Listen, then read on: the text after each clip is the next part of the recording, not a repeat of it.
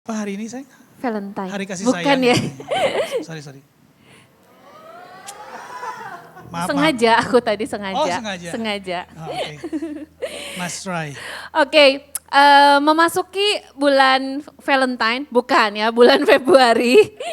Bulan Februari ini kita lagi bicara banyak tentang relationship. Jadi minggu pertama, minggu kedua kita bahas relationship dengan Tuhan. Dan masuk ke minggu ketiga ini kita lagi mau bahas relationship dengan family, dengan keluarga. Nah, jadi kita mau belajar bersama apa sih yang lagi mau Tuhan sampaikan soal keluarga. Oke, are you ready? Ya. Saudara siap? Oke, sebelum kita mulai saya mau punya tebak-tebakan, boleh ya? Tapi ini buat istri saya ya. Kok buat istri saya? Buat saya maksudnya? Iya. Ini gak ada di dalam skrip Emang perasaan? gak ada, emang Oh gak gak ada. ada, oke. Saya mau tebak-tebakan, oke? Iya. Nanti kamu jawab ya, kamu tebak ya, oke? Iya. Apa bedanya bicep dengan dada? Bicep dengan dada, lokasinya aja udah beda. Boleh buka nggak? Gak usah. Apa bedanya bicep dengan dada? Beda lokasi bedanya. Kan. Sama-sama berotot. Bedanya tiba-tiba ngeblank. Nggak tahu.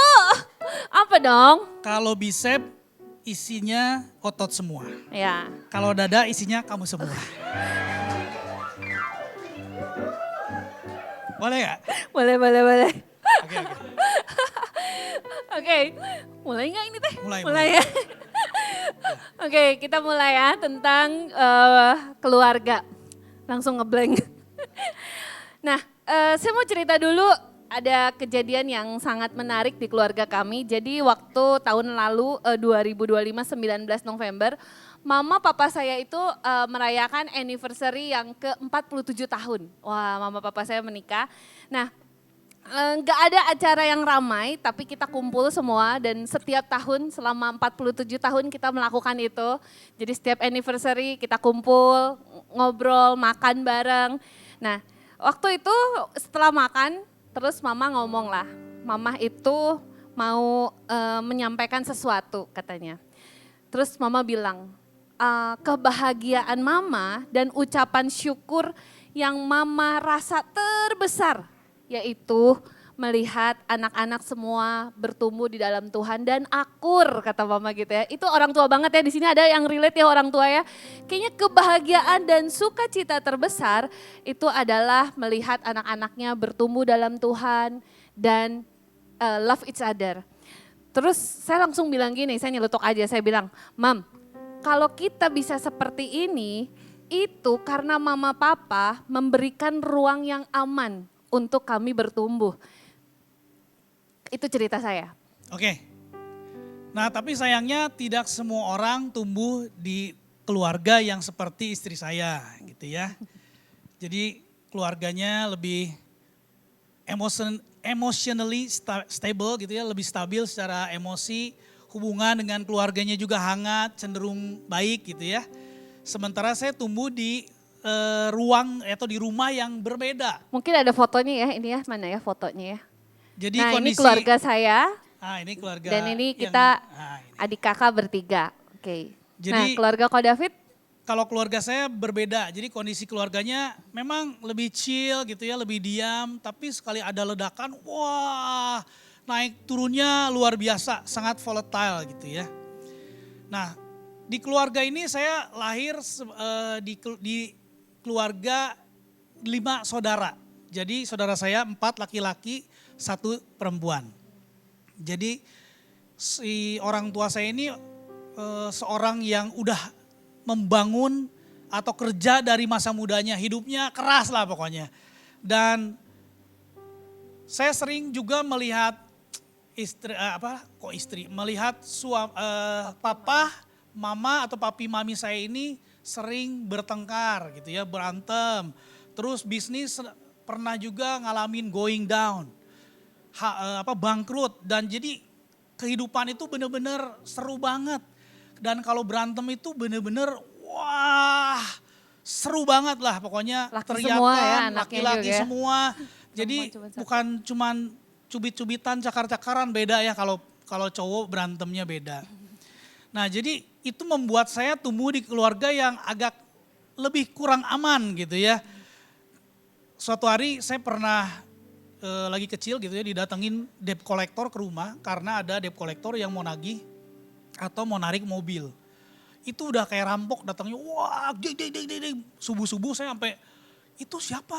Wah pokoknya ngeri banget lah. Ngeri banget. Tapi ya singkat cerita dengan kasih karunia Tuhan, saya dan istri saya ini sudah kita berteman kurang lebih 2 tahun, pacaran kurang lebih 7 tahun, dan sudah menikah 18 tahun. 19 tahun ini, Seng. 19 tahun nanti ya? Iya. Iya nanti. 2 bulan lagi. Iya 2 bulan lagi, berarti kan masih 18 tahun. Artinya 25 tahun bersama. Cermat jangan dilawan. Oke. Ini contoh. Satu dibesarkan di rumah yang secara emosi lebih aman, yang satu lagi dibesarkan di rumah emosi yang wah bergejolak gitu ya. Tapi kabar baiknya, ruang aman dapat diciptakan dan itu adalah tanggung jawab kita. Oke, jadi hari ini nih judul khotbah kita adalah ruang aman. Oke, ruang aman. Saya memulai dengan Kejadian 2 ayat yang ke-18. Firman Tuhan berkata, tidak baik kalau manusia itu seorang diri saja. Nah ayat ini nggak hanya bicara, oh jadi seorang laki-laki atau perempuan itu memang sebaiknya menikah. Enggak hanya itu. Ini sedang berbicara atau firman Tuhan sedang memberitahu kita bahwa manusia adalah makhluk yang relasional. Diciptakan Tuhan untuk berelasi dengan orang lain. Jadi relasi itu adalah idenya Tuhan. Relasi itu mencerminkan sifat Tuhan. Demikian juga keluarga. Keluarga itu idenya Tuhan dan mencerminkan sifat Tuhan. Tuhan kita dikenal dengan Allah Bapa, Allah Putra, dan Allah Roh Kudus. 3 in 1. Dosen saya bilang gini, Trinity itu seperti the communion of love, persekutuan kasih. Jadi memang relasi keluarga itu mencerminkan Tuhan. Dan keluarga adalah alat yang dipakai Tuhan untuk memproses karakter kita. Sehingga kita menjadi orang yang lebih baik.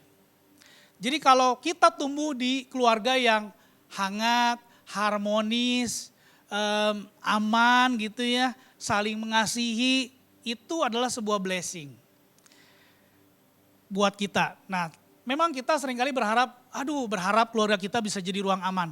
Tapi kenyataannya seringkali keluarga kita tidak seperti yang kita harapkan. Karena dunia ini udah jatuh ke dalam dosa, sehingga banyak sekali keluarga yang sulit merasakan yang namanya keluarga yang hangat, yang aman. Itu kayaknya kenyataannya sometimes tidak seperti itu. Nah saya mau cerita sedikit tentang background keluarga istri saya. Jadi kalau boleh dibilang istri saya itu tumbuh di keluarga yang hangat. Jadi saudara laki-laki dan perempuan, jadi mereka bertiga itu dekat. Sering ngobrol, sering teleponan, kadang video callnya sampai malam kadang-kadang. Nggak tahu ngobrolin apapun diobrolin gitu ya. Jadi mereka tuh luar biasa, dekat gitu ya. Ada satu nilai di keluarga istri saya yaitu perayaan ulang tahun bersama keluarga adalah hal yang penting. Hal yang sakral. Oke? Ulang tahun harus dirayain. Anniversary harus dirayain. Wisuda harus makan-makan. Natal harus ngumpul. Tahun baru harus ngumpul. Lebaran, Imlek, Cap Gomeh, semuanya harus ngumpul. Ini mama saya denger loh saya. Mama, I love you mama. Saya hanya membacakan fakta aja mama. Liburan bareng, cucu pertama kali sekolah harus diantar.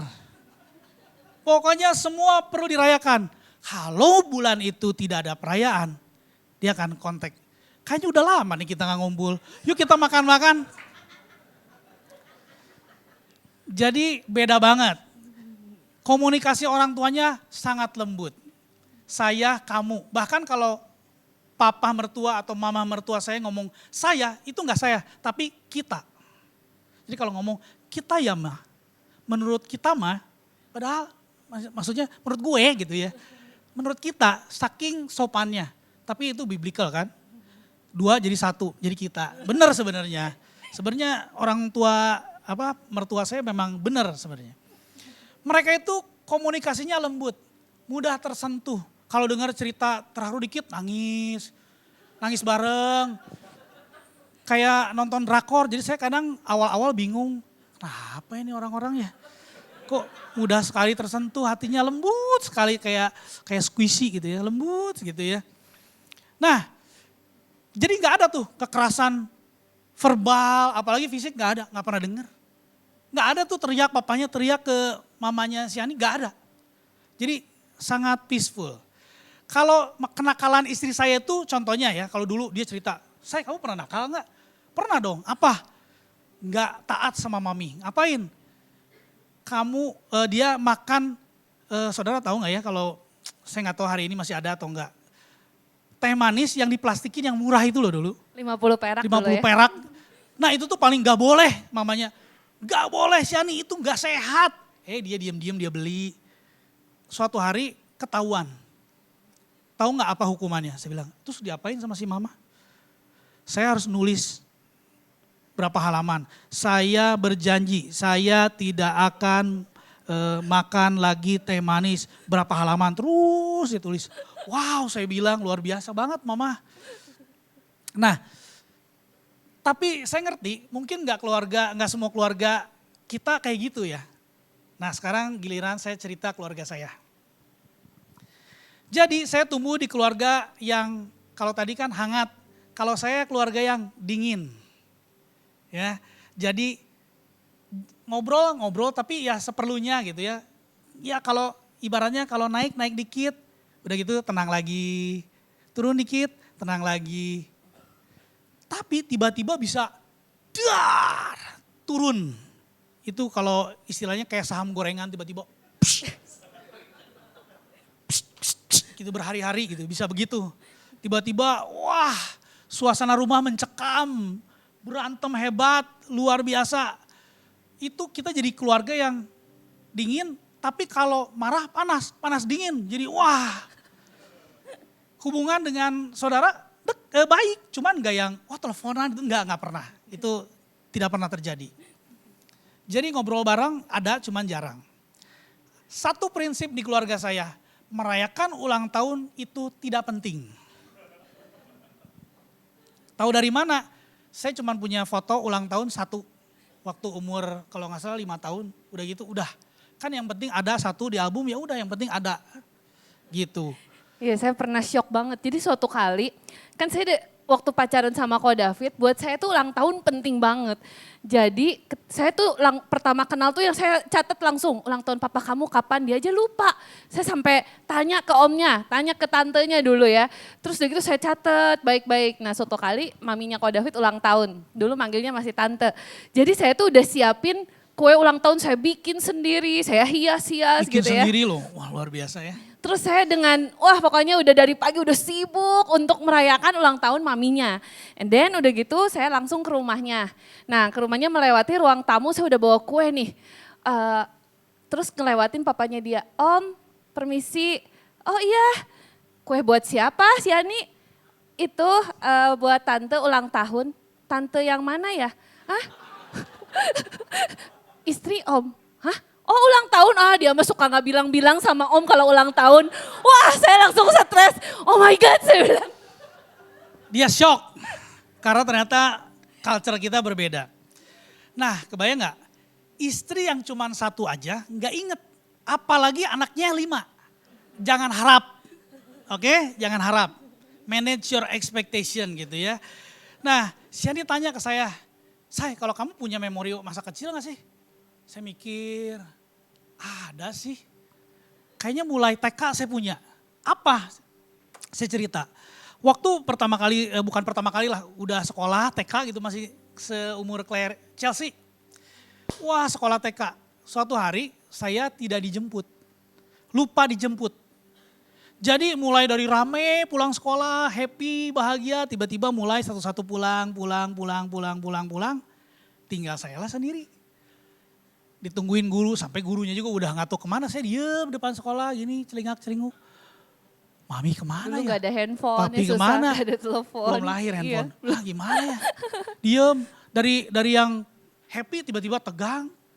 Nangis, wah mami, papi.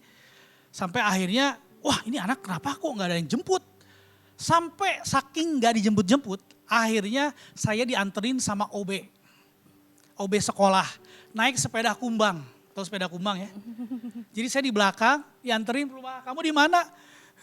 Di Jamika, tapi nggak tahu yang mana lamanya, justru saya masih kecil ya.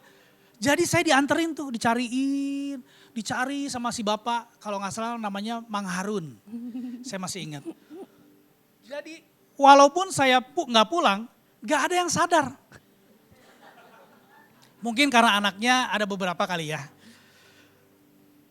Sampai akhirnya dicari, dapat di dekat rumah, tiba-tiba mama saya keluar. Sini. Kamu mau kemana? Loh, kenapa kamu naik sepeda? Nangis langsung, nggak dijemput, gitu kan, marah. Jahat, gitu kan, mami jahat, gitu kan. Mami kaget, menegur papi saya. Kamu kenapa nggak dijemput? Loh, dikirain kamu yang jemput. Loh, ini gimana sih jadi main salah-salahan?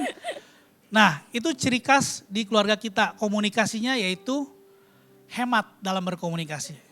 Singkat, padat, nggak jelas. Oke, jadi kalau ngomong tuh singkat. Oh iya, oke, tapi nggak jelas maksudnya gimana. Nah, orang tua saya itu kan kalau tadi nggak obey, suruh nulis gitu ya. Nah, ini beda, kalau kita beda. Kalau saya misalkan, saya pernah waktu itu nggak pulang gitu ya. Maka pulang nginep di rumah teman. Nggak boleh, nggak didengar, tetap nginep. Begitu pulang besoknya, aman. Papa saya ternyata nggak kenapa-napa, nggak marah. Yes, mandi. Begitu keluar langsung disikat sama papa saya. Dia. Pakai apa? Pakai ikat pinggang. Jadi kalau keluarga dia menggunakan tinta dan kertas untuk mendidik anaknya, kalau papa saya menggunakan ikat pinggang sebagai penegak kebenaran. Seperti firman Tuhan, gunakan ikat pinggang kebenaran gitu ya.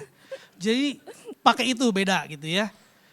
Beda banget, jadi kita tuh sangat tenang kalau ngobrol seperlunya, tapi kalau marah ekspresif sekali gitu ya. Sangat ekspresif. Jadi ekspresi kasih di rumah itu adalah verbal abuse. Ya, jadi mau. Kasiannya kamu. Iya, memang begitu. Ya. Jadi saya itu di rumah nggak ngomongnya nggak pakai bahasa Indonesia, tapi pakai bahasa Sunda. Jadi saya sampai hari ini sama mama, sama papi itu ngomongnya bahasa Sunda. Kalau bahasa Indonesia tuh agak kagok gitu ya. Tapi bahasa Sundanya bukan yang misalkan anak-anak belum makan. Barudak, tacan, ya mandi, itu gerak mandi. Yuk pintar gitu, enggak. Kalau disuruh mandi, enggak mandi. Mandi tas ya, kuaing disabat gitu ya. Maksudnya ngomongnya udah. Gak ngerti kayaknya mereka. Lu kalau nggak mandi gua sikat lu gitu, gua hajar sambil bawa rotan biasanya. Nah itu kalau kita, jadi agak beda. Kalau di rumah saya, kalau saya kan ke anak saya kan gitu ya, nggak bisa. Anak saya tuh bisa datang gini, Daddy look, matematika aku 50, yang ini 50 jadi 100. Itu anak saya bisa gitu. Kalau saya datang ke orang tua saya, Papi 50, look. Selesai udah. Ulin wae. Belajar bener, lu mau jadi tukang beca pasti gitu kurang lebih. Jadi sangat berbeda. Nah, jadi kita memang tumbuh di keluarga yang ya memang berbeda banget. Tapi puji Tuhan ya, ketika saya mengenal Tuhan, keluarga saya makin mengenal Tuhan, itu sedikit-sedikit berubah. Sedikit-sedikit kita mulai ngerti dan kita punya pilihan. Kita punya pilihan, bukan berarti kalau keluarga kita seperti itu, kita harus seperti itu. Tapi kita bisa memilih apa yang baik kita bawa, apa yang enggak baik ya kita jangan lakukan. tapi kita memilih untuk membangun budaya kerajaan Allah begitu. Karena basically tidak ada keluarga yang sempurna dan anak juga nggak ada yang sempurna. Nah hari ini mungkin kita nggak tumbuh di ruang aman, tetapi kita bisa menciptakan ruang aman itu. Nah kalau saudara perhatiin ada tokoh Alkitab namanya Yusuf. Saudara pernah dengar cerita tentang Yusuf. Yusuf itu bertumbuh di ruang aman atau enggak aman? Enggak aman. Kebayang nggak kakak-kakaknya iri sama dia. Bahkan kakaknya menjual dia jadi budak. Coba kakak macam apa kayak gitu. Dan saya bisa bayangin Yusuf kecil ini yang nggak tahu apa-apa, polos banget. Dijual sama kakak-kakaknya dijadiin budak. Saya membayangkan dia sepanjang perjalanan tiba-tiba dia nggak pakai pamit sama papanya. Dia kan sayang banget tuh sama papahnya. Tiba-tiba hari itu dia mau jemput kakaknya, malah kakaknya langsung jual dia. Jadi dia nggak pakai pamitan dan hari itu terakhir dia ketemu papahnya. Bayangkan betapa, wah kok David gak dijemput nangis. Ini saya membayangkan Daud perjalanan ke rumah Potifar, pasti nangis teriak-teriak papa gitu. Saudara bisa bayangin gak masa kecilnya Yusuf seperti apa. Yusuf lahir di keluarga yang gak aman. Tapi di akhir ceritanya lewat pengampunan, dia memutuskan untuk menciptakan ruang aman. Jadi ruang aman itu bisa diciptakan. Amin. Nah, kita gak bisa pilih tuh, gak bisa memilih warisan yang kita terima. Tapi kita bisa memilih warisan apa yang mau kita kasih buat generasi di depan kita. Warisan dari masa lalu mungkin membentuk kita, tapi keputusan kita dapat membentuk generasi berikutnya. Mungkin hari ini kita berbeda status. Oh, mungkin ada yang sudah menikah, ada yang single, ada single mom, ada single dad di sini. Ada juga yang sedang bertahan dalam pernikahan yang dingin. Mungkin ada seorang anak yang hari ini bertumbuh dalam konflik keluarga yang gak pernah selesai-selesai. Ada yang tumbuh juga dengan banyak penolakan dan lain-lain. Saya mau bilang, status dan keadaan kita boleh berbeda. Tetapi ada satu hal yang harus kita kerjakan bersama, yaitu menciptakan ruang aman dalam keluarga kita. Apapun status kita hari ini, kita punya visi yang sama. Mari kita kerjakan untuk menciptakan ruang aman buat keluarga kita. Amin. Nah, kita mau bagiin 3 aja, bagaimana kita bisa menciptakan ruang aman di dalam hidup kita, apapun status kita hari ini. Yang pertama, love God first. Ini harus jadi fondasi, ini harus jadi dasar. Minggu lalu Pastor Ivan udah bagiin di Matius 22 ayat 37 sampai 39. Kita mau remind lagi. Ini inti dasar kekristenan kita. Jawab Yesus kepadanya, kasihilah Tuhan Allahmu dengan segenap hatimu, dengan segenap jiwamu, dengan segenap akal budimu. Itulah hukum yang terutama dan yang pertama. Dan hukum yang kedua yang sama dengan itu ialah kasihilah sesamamu manusia seperti dirimu sendiri. Saudara lihat urutan yang Yesus kasih. Pertama itu urutannya apa? Kasihi Tuhan dulu. Sebelum saudara mengasihi orang lain, sebelum saudara mengasihi orang tuamu, sebelum saudara mengasihi adik kakakmu, sebelum saudara mengasihi pacarmu, sebelum saudara mengasihi spouse-mu, ini Tuhan bilang, kasihi Tuhan Allahmu. Dengan apa? Dengan semua hati, dengan segenap hati, jiwa, dan segenap pemikiran saudara. Baru setelah itu, kasihi sesama manusia. Ini urutannya, next, mungkin layarnya boleh di... Relasi dengan Tuhan dulu, jadi diperlukan hati, jiwa, dan pikiran yang pulih. Karena kalau hati, jiwa, dan pikiran kita nggak pulih, kita nggak bisa untuk mengasihi sesama manusia. Makanya Tuhan bilang, mengasihi Tuhan dulu. Dengan apa? Semua hati kamu bawa sama Tuhan. Semua jiwa kamu yang remuk bawa sama Tuhan. Semua jiwa kamu yang luka bawa sama Tuhan. Semua pikiran negatif bawa sama Tuhan. Pusatkan hati, jiwa, pikiran buat mengasihi Tuhan. Karena itulah yang menyembuhkan saudara. Ketika saudara mengasihi Tuhan dengan segenap hati, jiwa, dan pikiran, maka ini yang terjadi. Maka Tuhan akan memulihkan kau dengan hubungan dengan sesama. Katakan amin. Banyak orang menuntut, kamu dulu yang berubah, maka keluarga ini aman. Keluarga ini gak aman karena kamu. Yang istri nyalain suami, suami nyalain anak. Orang tua nyalahin anak, anak nyalahin orang tua. Kamu dulu yang berubah, kamu dulu yang berubah. Gak bisa. You cannot give what you do not have. Amin. Kalau hati kita penuh luka, penuh insecurity, penuh ketakutan, maka rumah semua akan merasakan itu. Jadi hurt people. Orang yang terluka pasti akan melukai orang lain. Makanya Tuhan kasih kuncinya. Kasih Tuhan dulu. Bawa semua sama Tuhan. Hati, jiwa, pikiran, semuanya. Maka engkau akan bisa atau mampu mengasihi orang lain. Mengasihi keluarga kita. Saya nggak tahu saya tuh terluka apa enggak ya. Saya pelajari dari beberapa konseling. Ciri orang yang terluka biasanya. Ini saudara, saya tidak lagi ngejudge siapapun, just check yourself. Yang pertama biasanya dia itu fragile banget. Kesenggol dikit marah, cepet tersinggung.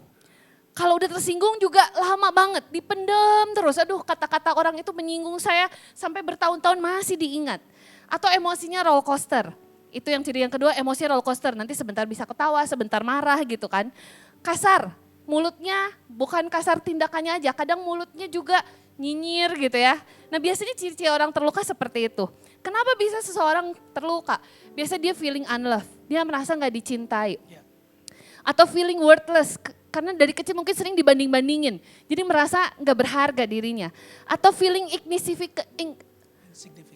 insignificant, karena merasa gak penting, karena ngerasa suara saya gak pernah didengar sama orang tua saya, maybe. Jadi hal-hal itu yang bisa melukai saudara. Dan satu-satunya cara untuk saudara pulih, mengizinkan Tuhan memenuhi hati, jiwa, dan pikiran saudara. Katakan amin. Kalau kasih Tuhan mengasihi kita, maka kita bisa mengalirkan kasih itu sama orang lain. 1 Yohanes 4 ayat 19 bilang gini. Next. We are able to love God and other people because God love us first. Yes. Kita punya kemampuan untuk mengasihi Tuhan dan sesama karena Tuhan udah mengasihi kita dulu. Jadi kita perlu merasakan kasih Tuhan dulu. Kita gak bisa mengasihi orang lain kalau kita gak pernah merasakan kasih Tuhan. Jadi ketika hubungan kita sama Tuhan berkualitas, maka hubungan kita dengan sesama juga berkualitas. Buat saya yang tumbuh di keluarga yang sering banget konfliknya itu luar biasa gitu ya. Banyak bagasi atau banyak luka yang perlu saya aware dan pulihkan. Ya. Tapi saya tahu itu perjalanannya gak mudah, tapi begitu saya kenal Yesus, mulai saya mencintai Tuhan, mulai satu persatu Tuhan dealing dengan banyak bagasi dan luka-luka itu. Ya. Dan seringkali itu membuat atau kita secara nggak sadar terbawa bahkan sampai ke pernikahan. Contohnya misalkan gini, saya itu kalau komunikasi waktu awal-awal menikah itu kurang jelas. Yang tadi itu loh, singkat, padat, nggak jelas. Jadi nggak jelas banget, sulit mengekspresikan perasaan. Jadi gimana ya, nggak nyampe gitu. Jadi itu efek-efek yang ditimbulkan ketika kita tumbuh di keluarga yang seperti itu, ternyata kita punya struggle yang serupa dan akhirnya kita perlu untuk menanggulangi hal tersebut. Kalau saya marah, saya biasanya diem. Saya kasih silent treatment istri saya. Kalau saya lomba diem, saya pasti juara, saya pasti menang, dia kalah pasti. Kalau lomba ngomong, saya kalah pasti. Jadi itu yang membuat kadang-kadang terbawa ke pernikahan. Misalkan pandangan saya mengenai ulang tahun, saya perlu menyesuaikan. Kenapa sih ulang tahun tuh harus setiap bulan gitu? Enggak. Setiap tahun ya. Tapi kan rasanya kayak tiap bulan terus-terusan ada yang ulang tahun gitu loh.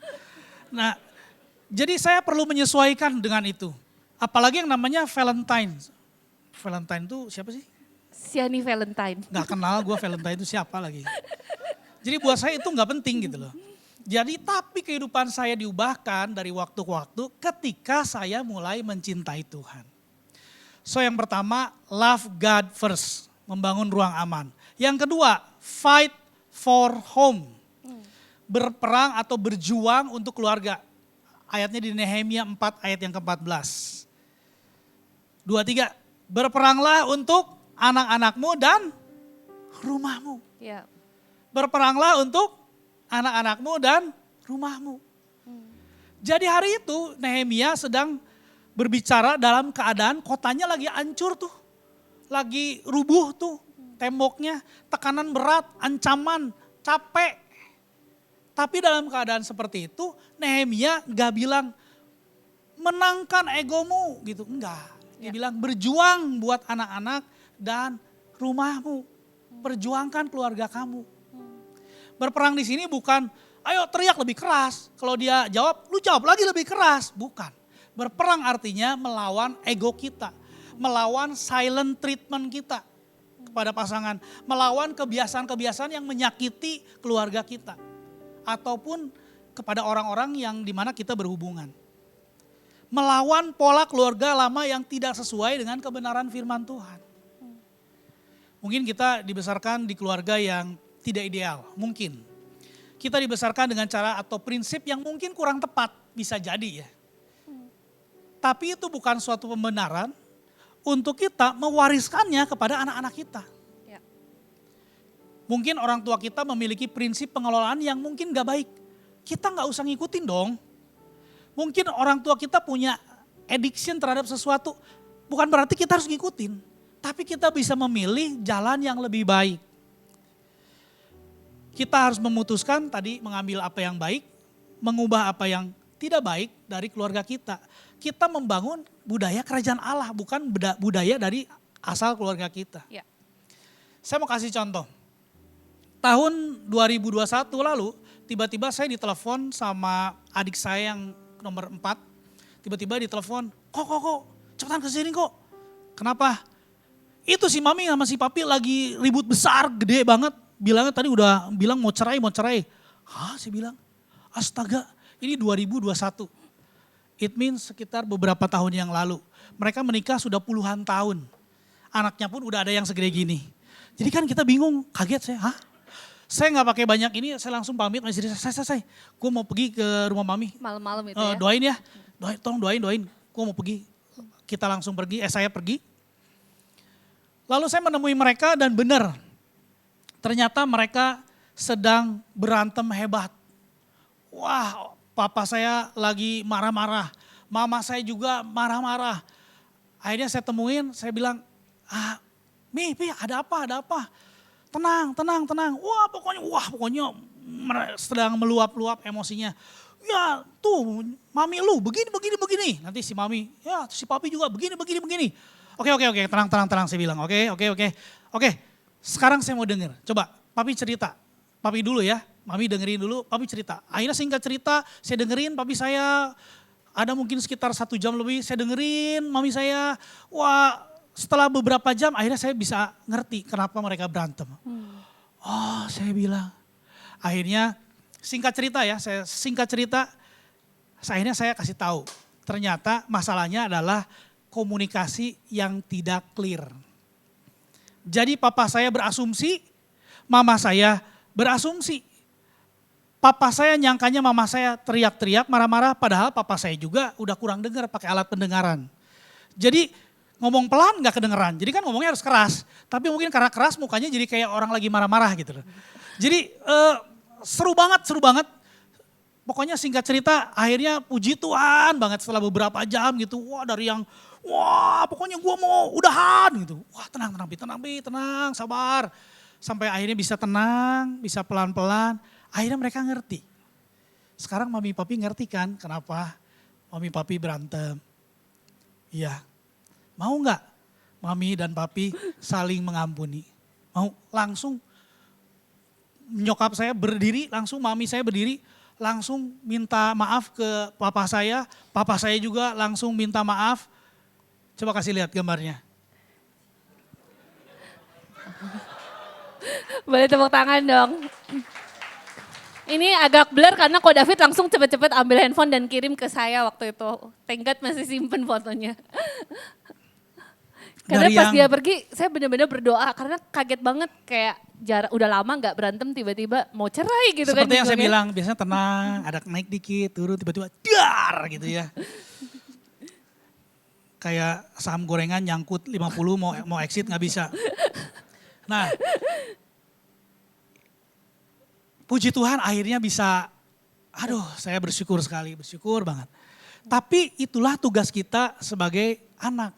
Kita berjuang buat keluarga kita. Mungkin saudara ada yang jadi orang tua, ada yang jadi anak. siapapun status saudara, saudara perlu berjuang buat keluarga saudara. Nah ini saya mau kasih lihat. Ini ada foto pernikahan papi mami saya, anniversary yang ke 51 tahun. Ini tahun 2024, akhirnya kita memutuskan untuk merayakan. Kenapa 51 bukan 50? Ya tahu sendiri ya, kelewat, lupa. Ini pun siapa yang inisiatif? Dan ini atas inisiatif siapa tentunya? Istri saya tentunya ya. Jadi istri saya membuat semua, pokoknya ayo kita harus rayain. Ini kan ke 51, gak apa-apa udah lewat tapi kita harus rayakan. Oke akhirnya kita buat acara, pokoknya panggil pendeta segala macam, keluarga, adik kakak, mama, papa saya undang semua. Supaya mereka ngeliat ikut bersyukur gitu. Dan itu inspiring moment banget. Dan kalau hari 2024 2 tahun lalu berarti ya, mereka merayakan ulang tahun yang 51 berarti sekarang 52, 53. Mereka udah menikah 53 tahun. Dan ini foto keluarga kita. Sekarang sih udah aman, sekarang mereka baik, mereka saling mengasihi. Tentunya adalah naik turun, tapi udah enggak ARB lagi, udah enggak ya, udah terus cenderung naik, fondasinya udah lebih kuat ya. Nah ini keluarga saya, keluarga kita nih adik kakak semua. Jadi kalau saya ngelihat, mungkin saya nggak dibesarkan di keluarga yang stable, saya mungkin di keluarga yang cenderung kurang aman. Tetapi semua dari kita fight buat rumah kita untuk saling mengasihi, saling berkomunikasi, saling mengampuni. Wow. Jadi we don't fight to win arguments, but we fight to protect the atmosphere. Wow. Ruang aman tidak terjadi otomatis ya, tetapi harus diperjuangkan. Itu yang kedua. Yang ketiga silakan. Terakhir, bagaimana menciptakan ruang aman? Yang ketiga, bring His presence. Kita harus bawa hadirat Tuhan ke dalam rumah kita, siapapun status kita. Saudara, saya ingat sebuah cerita di mana waktu itu tabut perjanjian Tuhan yang melambangkan hadirat Tuhan mau dipindahkan ke Yerusalem oleh Daud dari rumah Abinadab. Daud itu udah kumpulin 30.000 orang untuk mengiring tabut Tuhan atau lambang kehadiran Tuhan pindah ke Yerusalem. Lalu pagi-pagi si tabut itu dinaikkan ke kereta dan anaknya Abinadab itu namanya Usa, dia ikut juga. Tiba-tiba di tengah jalan lembunya tergelincir, jadi tabutnya itu hampir jatuh. Terus Usa pegang, tiba-tiba Usa mati di tempat karena dianggap tidak menghargai hadirat Tuhan. Saya jujur baca ini agak bingung, Tuhan sejahat itukah? Kenapa bisa Usa cuman kan pegang karena supaya nggak jatuh? Bukankah dia mau melindungi, tapi kenapa langsung mati? Ternyata setelah belajar bahwa tabut Tuhan itu tidak boleh naik kereta, tapi harus diangkut, ditandu. Itulah cara yang benar memperlakukan kehadiran Tuhan. Jadi masalahnya bukan dia menolong supaya tidak tergelincir, tapi ketidaktaatannya atau cara perlakuan yang salah terhadap hadirat Tuhan. Daud marah. Daud juga mungkin sama seperti saya, mungkin kalau saya ada di situ saya seperti Daud. Kok Tuhan jahat banget sih, orang bantuin loh supaya gak jatuh loh, kok malah mati. Daud gak jadi tuh mau pindahin ke Yerusalem, akhirnya dia titipin aja lah ke rumah Obed-Edom. Bagaimana mungkin saya bisa bawa tabut ini, Usa aja yang pegang mati gitu kan. Jadi dia merasa gak sanggup, dia titipin di rumah Obed-Edom. Apa yang terjadi ketika tabut itu dititipin di Obed-Edom? 2 Samuel 6 ayat 11 bilang gini, 3 bulan lamanya tabut Tuhan itu tinggal di rumah Obed-Edom, orang Gad itu. Dan Tuhan memberkati Obed-Edom dan seisi rumahnya. Yes. Rumah Obed-Edom diberkati sampai akhirnya Daud dengar, terus udah gitu, ternyata dia langsung punya pandangan yang berbeda. Akhirnya dia mengerti, akhirnya dia ambil tabut itu dan dia meneruskan perjalanannya dan tabut itu diangkut. Enggak cuma diangkut, setiap 6 langkah mereka sujud menyembah untuk menyembah Tuhan. Mereka memperlakukan hadirat Tuhan atau tabut itu dengan cara yang benar. Saudara perhatikan baik-baik. Alkitab tidak mencatat bahwa rumah Obed-Edom adalah rumah yang penuh dengan harta, rumah yang besar, rumah yang mewah. Alkitab nggak mencatat apakah ekonominya Obed-Edom adalah ekonominya yang sangat kuat. Alkitab juga nggak mencatat apakah seisi keluarganya punya hubungan yang sangat luar biasa, sempurna atau aman. No, tapi Alkitab mencatat satu hal, bahwa hadirat Tuhan tinggal di sana. Itulah yang membuat keluarga Obed-Edom diberkati Tuhan. Rumah aman bukan rumah tanpa konflik. Ruang aman itu adalah rumah di mana Tuhan dihormati dan diundang untuk tinggal. Saya ulangi, ruang aman bukan bicara tentang rumah yang tanpa konflik. Tapi ruang aman adalah rumah di mana Tuhan dihormati dan diundang tinggal. Hadirat Tuhan itu melembutkan hati saudara. Hadirat Tuhan itu memulihkan hati. Hadirat Tuhan itu menyembuhkan luka. Hadirat Tuhan itu membawa atmosfer damai di dalam keluarga kita. Ada kalanya situasi rumah kita lagi nggak baik-baik aja. Saya percaya adalah situasi-situasi seperti itu. Mari hari ini undang hadirat Tuhan penuh atas keluarga kita. Setiap pagi naikkan doa dan penyembahanmu atas rumahmu. Berkati rumahmu, minta Tuhan hadir di dalam rumahmu. Katakan amin. Karena saya percaya dan ketika Tuhan hadir, bukan hanya satu orang yang diberkati, tapi seisi rumah diberkati. Saya masih ingat saya pacaran sama Ko David. Ko David itu punya adik, beda berapa tahun yang paling kecil ya? Yohanes Adijaya, 15 tahun. Kebobolan lah ceritanya maminya ya. Jadi waktu saya pacaran sama Ko David, Anas ini masih SD. Dan saya melihat Anas ini luar biasa banget ya memang ya. Karena mungkin ada penolakan dari kecil karena mamanya tadinya kan cukuplah anak 4, lahirlah si Anas ini. Entah kenapa anak ini cukup trouble di sekolahnya. Ada fotonya, ini foto Anas lagi SD. Rapotnya kurang lebih 5, 6, 7. Yang 7 itu kerajinan tangan, pendidikan kesehatan, pencak silat, dan bahasa Sunda.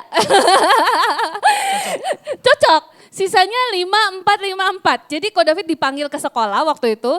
Terus karena bedanya cukup jauh, jadi mewakili papa mamanya dibilang ini anak harus turun kelas. Jadi bukan gak naik kelas ya, tapi mau diturunin kelasnya coba. Ini kalau nggak belajar terus, kalau seperti ini, sepertinya Yohanes gak bisa mengikuti pelajaran di kelasnya. Sepertinya harus turun kelas. Nah terus udah gitu, dia cerita ke mamanya, mungkin maminya juga udah sering banget marahin Anas, udah sering banget papinya mengeluarkan ikat pinggang mungkin ya. But waktu Ko David bertumbuh di ICC, dia ikut encounter, di encounter itu kan diajarin tentang pelepasan. Tiba-tiba Tuhan itu kayak taruh sesuatu di hatinya Ko David tentang Anas, ini kayaknya ada yang perlu diberesin. Kenapa Anas bisa berperilaku seperti ini? Setelah itu dia pulang ke rumah, dia panggil maminya, "Mam, aku mau ngobrol. Mam, aku tuh di gereja ICC baru ikutan encounter." Ini Ko David tuh baru-baru banget bertumbuh di gereja lah. Terus dia ngomong gini, "Mam, saya pengen tahu, waktu Anas di dalam kandungan, apa yang terjadi ya? Situasi rumah seperti apa, waktu itu bagaimana?" Nah kan di pelepasan diajarin tuh bahwa memori itu udah terbentuk dari masa kandungan. Tiba-tiba maminya cerita, "Iya dulu itu mami papi dalam keadaan keuangan gak baik, anak udah 4. Jadi begitu tahu hamil agak shock gitu. Dan berusaha untuk menggugurkan Anas." Oh, dia langsung ngerti, pantas dia bilang, ini anak sepertinya tertolak. Terus Ko David akhirnya dia cerita tentang kebenaran firman Tuhan. Terus dia bilang gini, "Mam, mau gak nanti mami minta maaf sama Anas? Kita ngobrol, nanti saya temenin." "Oh ya boleh," kata maminya. Jadi ketika Anas pulang sekolah, kamu panggil ya, kamu panggil mami, panggil Anas. "Anas, mami mau cerita ya." Jadi ceritalah dengan pemahaman dia sebagai anak SD hari itu. Dua-duanya nangis dan kamu berdoa buat mereka ya. Pokoknya singkat cerita hubungan mereka dipulihin. Tiba-tiba setelah itu memang tidak instan tapi lama-kelamaan tuh menuju lebih baik. Perilaku yang lebih baik. Masuk SMP, masuk SMA, and then dia kuliah dan siapa sangka kalau hari ini dia jadi chef yang terkenal dan usahanya luar biasa Tuhan berkati. Dia itu punya usaha kursus roti dan kue, followernya juga banyak, paparagi. Beda dikit lah sama saya, beda beberapa puluh ribu lah. Followernya beda banget sih. Anas ini sukses banget di marketplace. Dia kita selalu bangga melihat kemajuan-kemajuannya, banyak artis yang datang ke tempat dia untuk les. Dia bangun usaha di Bali, di Jakarta bahkan. Happy banget dengan pertumbuhannya. Dan saya percaya itu dimulai waktu Ko David membawa hadirat Tuhan. Menciptakan ruang yang aman itu buat keluarga. Dan hari ini kita berdiri sebagai dua orang dengan dua latar belakang yang berbeda, right? Saudara udah dengar tadi. Satu dibesarkan di rumah yang hangat. Satu dibesarkan di rumah yang penuh konflik. Tapi yang menentukan masa depan kami bukan di mana kami dibesarkan, tapi yang menentukan adalah apa yang kami pilih untuk kami bangun. Yep. Mungkin sebagian kita nih ya, tidak bertumbuh di ruang aman. Mungkin kita bawa luka, mungkin kita bawa trauma yang gak pernah kita mau, yang gak pernah kita undang juga. Tapi dengerin ini baik-baik. Kita tidak bisa memilih keluarga tempat kita lahir. Gak bisa kita pilih, saya pengen papa mamanya kalau bisa siapa gitu, kan gak bisa ya. Tapi kita bisa memilih keluarga seperti apa yang akan kita bangun. Amin. Jujur waktu itu, waktu saya mau pacaran sama Ko David, ada satu ketakutan karena saya kan 2 tahun mengenal keluarganya. Memang beda banget. Dan saya cukup ketika mau ngomong yes untuk hubungan pacaran, saya itu ada kekhawatiran. Katanya dari atas itu gak akan jauh-jauh lah gitu, anak akan ngikutin lah pola bapaknya. Ada sempat kekhawatiran. Jadi waktu pacaran saya tanya sama dia, saya udah bilang ini kalau jawabannya nggak bagus saya nggak mau pacaran, saya bilang dalam hati ya. Jadi waktu ketemu akhirnya dia ngomong gimana kita udah berdoa selama 6 bulan, jadi kita berdoa dulu tuh sebelum pacaran. Dia tanya terus gimana kamu hasil doanya apa? Saya bilang saya mau tanya dulu kamu beberapa hal, tapi hari ini saya bahas satu aja ya. Saya tanya hal yang ini, saya bilang saya tuh melihat, saya pelan-pelan, saya takut dia tersinggung gitu ya. Saya cerita, saya takut soalnya keluarga kamu gini. Menurut kamu gimana? Ada jaminan apa? Saya bilang gitu kan. Terus saya ingat banget, dia bilang gini, yang mau saya bangun dengan kamu bukan pola keluarga saya atau pola keluarga kamu, tapi pola keluarga kerajaan Allah. Wah, yes, oke mau saya pacaran gitu kan. Saya langsung mau pacaran. Dan saya lihat ketika dia bilang gitu, iya betul ya, karena kita bisa memilih apa yang mau kita bangun. Dan puji Tuhan setelah pacaran 7 tahun, saya melihat keluarganya Ko David semakin hari, semakin dipulihkan, semakin luar biasa, semakin hangat. Walaupun tidak se-ekspresif keluarga kami, but saya senang banget kalau saya ngumpul sama keluarganya, happy banget dengan Mulai ngerayain ulang tahun ya sekarang ya. mulai ngerayain ulang tahun sekarang. Dan saya suka banget dengan keluarganya, lucu-lucunya nggak beda sama saya. Kalau saya banyak nangis gitu ya, kalau saya nontonnya drama Korea, dia nontonnya film apa? Die Hard. Die Hard. But I love saya suka banget dengan perbedaan kita ini. Jadi ruang aman itu bukan rumah tanpa masalah. Ruang aman adalah rumah di mana Tuhan diizinkan untuk tinggal di rumah itu. Ya. Ruang aman itu perlu diperjuangkan. Dan ruang aman itu diisi oleh hadirat Tuhan. So hari ini mungkin saudara berpikir, waduh saya juga kayaknya dari keluarga yang gak ideal-ideal amat. Banyak bagasi, it's okay. Tuhan gak bilang ke saudara, benerin ya semuanya. Enggak, tenang aja. Kita ada di dalam spiritual journey-nya kita bareng Tuhan. Dan Tuhan itu cuma mau bilang gini bahwa semua dimulai dari hatinya kita. Mulai open hati kita supaya Tuhan boleh lahir dan boleh membawa saudara untuk membangun hal yang baik dalam hidup saudara. Ya. Jadi hari ini saya cuma mengingatkan love God first, fight for home and bring His presence. Karena ruang aman itu tidak otomatis. Ruang aman itu perlu dibangun dan tanggung jawab kita semua. Amin. Boleh kita bangkit berdiri hari ini. Tadi lagunya bagus bahwa Tuhan itu gak pernah tinggalin kita, Bapak Ibu Saudara. Saya gak tahu saudara lahir dari keluarga mana. Mungkin banyak memori masa lalu yang gak pernah bisa lupa, memang memori itu tidak bisa dihapuskan. Mungkin saudara ingat But hari ini saudara tahu kebenarannya bahwa kita nggak bisa pilih kita lahir di keluarga mana. Dengan semua luka yang kita ingat, dengan semua memori yang mungkin kurang baik yang kita ingat. But ini yang kita bisa lakukan buat di depan. Menciptakan ruang aman, itu tanggung jawab kita. Mari hari ini kita jadi orang yang berdiri buat keluarga kita. Siapapun saudara statusnya hari ini. Kau berdiri, engkau dulu yang mencintai Tuhan.